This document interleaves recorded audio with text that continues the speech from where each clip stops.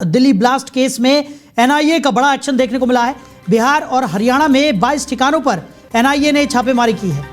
तो आपको बता दें कि हथियारों की तस्करी का पूरा मामला है और हथियारों की तस्करी का खुलासा भी यहां पर किया गया है। बड़ी खबर आपको बता रहे हैं।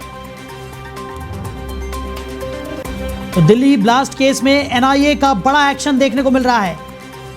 राष्ट्रीय जांच एजेंसी ने दिल्ली ब्लास्ट केस से जुड़े एक बड़े आतंकी साजिश के खुलासे में दिल्ली, बिहार और हरियाणा के 22 ठिकानों पर एक साथ छापेमारी की है। यह कार्रवाई उत्तर प्रदेश से बिहार के अलग अलग हिस्सों में गैर कानूनी हथियारों की तस्करी से जुड़ी हुई है और एनआईए को उत्तर प्रदेश से बिहार के अलग अलग हिस्सों में हथियारों की गैर कानूनी तस्करी से जुड़े एक मामले की जांच के तहत कई राज्यों में तलाशी अभियान एनआईए ने चलाया। अधिकारियों ने बताया कि हरियाणा, बिहार और हरियाणा में 22 जगहों पर तलाशी ली जा रही है। उन्होंने कहा कि तलाशी उत्तर प्रदेश से बिहार के अलग अलग हिस्सों में गैर कानूनी हथियारों की तस्करी की जांच का एक अहम हिस्सा है। बड़ी खबर आपको बता रहे हैं। तो दिल्ली ब्लास्ट मामले से जुड़ा हुआ ये एक और मामला, हथियारों की तस्करी से जुड़ा हुआ ये मामला, एनआईए बड़ी कार्रवाई करती हुई नजर आ रही है। बिहार और हरियाणा में 22 ठिकानों पर एक साथ एनआईए की टीम ने छापेमारी की है। बताया जा रहा है कि हथियारों की तस्करी से जुड़ा हुआ यह पूरा मामला है और इसके तार दिल्ली ब्लास्ट से भी जुड़े हुए हैं। तो एनआईए की टीम ने यह बड़ी छापेमार कार्रवाई की है। बिहार, हरियाणा में 22 ठिकानों पर एनआईए ने छापेमार कार्रवाई की है। तो बिहार और हरियाणा में 22 ठिकानों पर एनआईए की छापेमार कार्रवाई देखने को मिली है। हथियारों की तस्करी का खुलासा एनआईए की तरफ से किया गया है और बताया जा रहा है कि इस पूरे छापेमार कार्रवाई के पीछे दिल्ली ब्लास्ट से जुड़ा हुआ मामला भी शामिल है।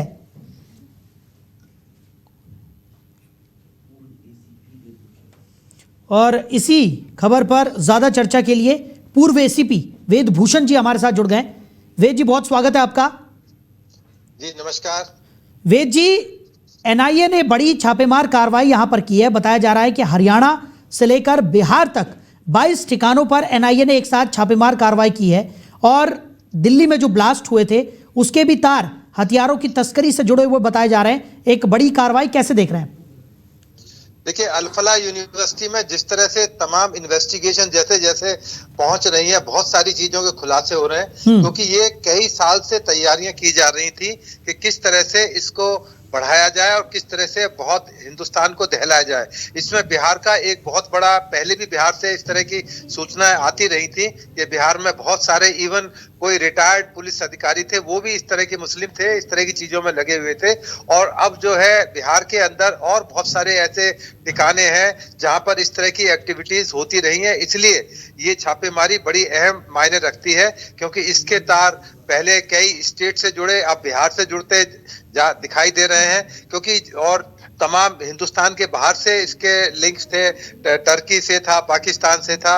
अब इंटरनल जो एनआईए है वो तमाम जो खंगाल रही है उन चीजों को, जैसे जैसे कॉल डिटेल्स खंगाले जा रहे हैं, सीसीटीवी फुटेज खंगाली जा रही है, इनके पैसे का जो एंगल है वो खंगाला जा रहा है। तो उसमें चीजें खुलकर आ रही हैं कि कैसे कैसे ये चीजें कनेक्टेड हैं, कैसे आपस में लिंक थी, कहां कहां पर ब्लास्ट करने थे, ड्रोन कहां तैयार होना था, किस तरह से सारी चीजों को अंजाम देना था, कहां कहां से मैन पावर जुटानी थी। जिस तरह डॉक्टर शाहीन है, उसका काम था लड़कियों को, मुस्लिम लड़कियों को बहकाना, फुसलाना और अपनी गैंग के अंदर शामिल करना। तो ये उसी क्रम का एक हिस्सा है और अभी और ज्यादा रेड होने की संभावना है, क्योंकि पुतिन भी आए हुए हैं और इंटरनेशनल फ्रेम पर जो है, जो दुनिया का जो फ्रेम है वो चेंज हो रहा है, बदलाव आ रहा है। उस दिशा के अंदर एनआईए की जो रेड्स हैं बड़े मायने रखती हैं। आने वाले समय में और बड़े खुलासे होंगे और बड़ी जानकारियां निकलकर जल्दी सामने आएंगी और जो बड़ा, जो इसका कैनवस के ऊपर जो इसका रूप है वो पब्लिक को, जनता को दिखाई देगा कि किस तरह से अल-फलाह यूनिवर्सिटी एक तरह से उग्रवाद का एक बहुत बड़ा अड्डा थी। तो उसका तमाम खुलासा एनआईए धीरे धीरे कर रही है। इसी क्रम के अंदर इसको देखा जाए। बिल्कुल, और वेदभूषण जी बिल्कुल सही कहा आपने, क्योंकि एनआईए जिस तरीके की कार्रवाई कर रहा है, कहीं ना कहीं जो पिछले कुछ सालों से हमने देखा है कि अंदरूनी रूप से देश को खोखला करने की जो साजिश है अलग अलग जगहों पर, जिस तरीके से चाहे वो कई पाकिस्तानी संगठनों से जुड़े हुए लोग हों जो भारत की जो खुफिया जानकारी है वो भी बाहर तक पहुंचा रहे थे, और जिस तरीके की चीज़ें यहाँ पर निकलकर सामने आई हैं, दिल्ली को दहलाने की कोशिश जिस तरीके से की गई, या फिर देश के बड़े बड़े राज्यों को निशाना बनाने की कोशिश जिस तरीके से करने की जो कवायद है इन आतंकवादियों की, वो यहाँ पर देखने को मिल रही है। तो एनआईए जिस तरीके से तत्परता के साथ जुटी हुई है, माना जा सकता है कि कहीं ना कहीं आने वाले समय में इन आतंकवादियों के जितने भी नापाक मंसूबे हैं उनको नेस्तनाबूद करने में एनआईए सफल जरूर होगी। हाँ बिल्कुल, ये हमारी प्रीमियर इन्वेस्टिगेटिंग एजेंसी है और इसको इसलिए फ्रेम बनाया गया था इस संस्था को कि जब मुंबई के अंदर ब्लास्ट हुए थे, तमाम चीजें किस तरह कंट्रोल की जाए, किस तरह से नेशन वाइज या बल्कि विदेशों के अंदर इसकी इन्वेस्टिगेशन की जा सके, इसलिए एनआईए एक्ट पार्लियामेंट के अंदर पास किया गया था। उसी के तहत ये एजेंसी बनाई गई है जो पूरे हिंदुस्तान के अंदर एक तरह से छापेमारी कर सकती है, रेड्स कर सकती है, इन्वेस्टिगेशंस कर सकती है। सीबीआई से इसको बिल्कुल अलग रखा गया है, लोकल पुलिस से अलग रखा गया है। इसमें जो इन्वेस्टिगेशन के जो लेटेस्ट तरीके हैं, इन्वेस्टिगेशन के तरीके हैं, आर्टिफिशियल इंटेलिजेंस को लेकर तमाम तरह की जो सुविधाएं हैं मुहैया कराई जाती हैं। इसलिए अभी और ज्यादा चीजें प्रकाश के अंदर आएंगी क्योंकि इन्वेस्टिगेशन अभी बहुत ही प्रिलिमिनरी स्टेज में, शुरुआती स्टेज में है। जैसे जैसे इन्वेस्टिगेशन बढ़ेगी और ज्यादा गिरफ्तारियां होंगी और ज्यादा रेड्स होंगे और ज्यादा जानकारियां एनआईए साझा करेगी, और जब चार्जशीट आएगी तो अदालत को बताया जाएगा कि किस तरह से ये लोग देश को दहलाने के लिए तैयारी कर रहे थे। जी चलिए, वेदभूषण जी हमारे साथ जुड़ने के लिए, इन तमाम चर्चाओं के लिए आपका बहुत शुक्रिया।